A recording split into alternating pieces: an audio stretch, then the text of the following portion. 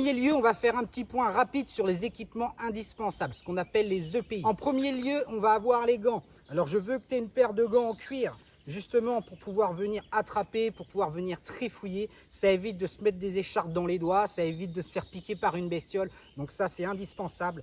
Et en deuxième gant, je veux que tu aies un gant anti-coupure dans ton kit. Donc ça, c'est totalement différent d'un gant en cuir.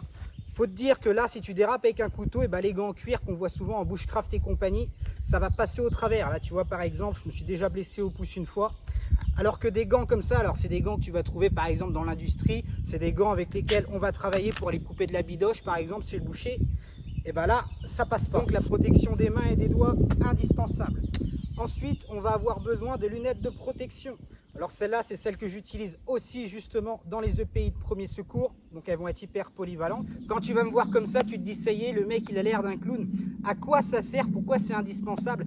Eh ben, je te raconte pas le nombre de fois où avant je bâtonnais, je trifouillais mes bouts de bois, j'avais pas de lunettes de protection et je t'assure que passer une journée, même plusieurs heures avec une grosse écharpe de bois dans l'œil, ça fait hyper mal, c'est hyper désagréable et ça peut t'amener justement à une situation de survie. Pourquoi? Bah parce que du coup tu es plus attentif, tu as mal, tu as un œil fermé, tu tournes comme ça en rond, tu vois pas les racines, tu vois pas le fossé qui est à côté et ça part très vite en